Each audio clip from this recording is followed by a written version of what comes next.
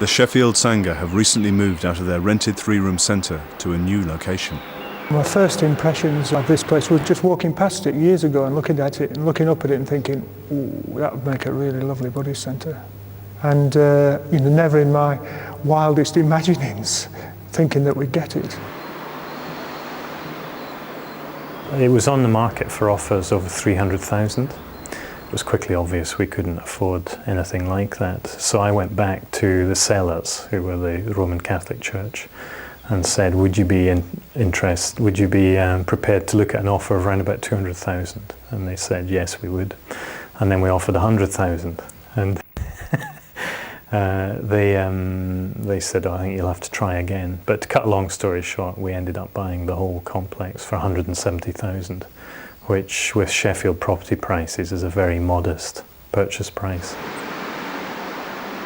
We had a community that sold for 150,000, a semi-detached house quite near here. And we just needed to find another 20,000, which we had from income over the years from the shop. So we managed to buy the place for cash. We didn't have to borrow any money. It wasn't an easy process deciding to buy the place, but I think it was fair to say that most people saw that what we were getting was really something quite special for an amount of money that we just couldn't hope to, we just couldn't hope to buy something like this for again. If we didn't get it, we were being offered something, it seemed on a plate. There were all sorts of jokes about, oh, God must have changed religion, and that sort of thing. It's a godsend. There was a certain amount of uneasiness about it being a church. But I think the general feeling was that it wasn't a dreadfully churchy church. That there was something symbolic in a sense about taking on a church, that it sort of symbolised our spirituality in this country moving on and maturing beyond what had been the main focus for it. The front of the house was built in 1840. It would have been a country house, fields all around it when it was first built. And then it got taken over by the Catholics until in 1870 they built a chapel on the back of it and extended the house. So how long is this going to take, though, to get some idea about the...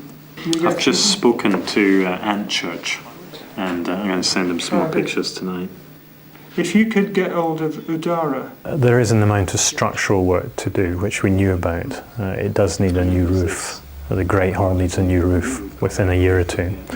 There was some rising damp, which we've already cured. We've done some work in the foundations. We needed more toilets, which we built, and we needed a kitchen for the community.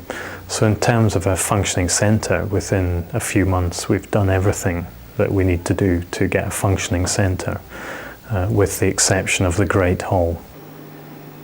Everyone that comes and looks at it says, wow, this is amazing. This is really quite amazing. The space just has quite an impact on people, especially if you go up in the Minstrels Gallery and look at it. It's a very lovely space, actually.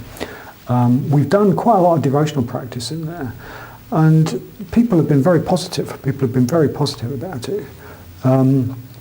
Now, some people do go in there and think this is a church. No, this is a church. But on the whole, it's been a very, very positive response to it. It can create quite an awe in space. There's a tingle factor in there, actually, if you get into devotional practice and chanting in there. Just the sheer size of the place, the echo that you get, it's very good for chanting.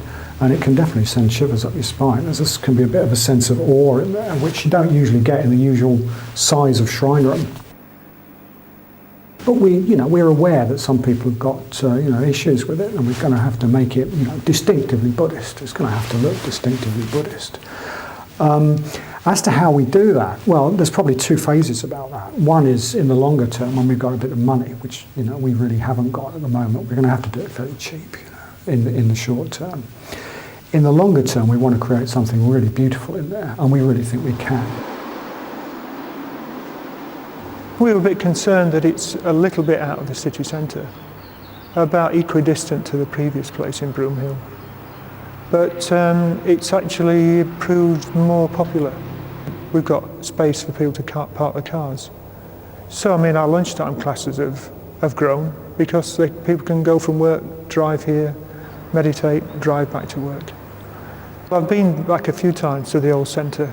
It feels so small. a bit mean almost. It's almost like, the Dharma deserves something better than this. It's not just a Buddhist centre, there is a men's community above it, and there's 4 of us living there. One of the things about it, of course, is we've got gardens. We've got over an acre of land, which is, that's really nice actually. So it's big enough we can hold retreats in it, and it's almost secluded enough that you can have that sort of retreat atmosphere in it. So it opens up loads and loads of possibilities that we just completely didn't have in the old place.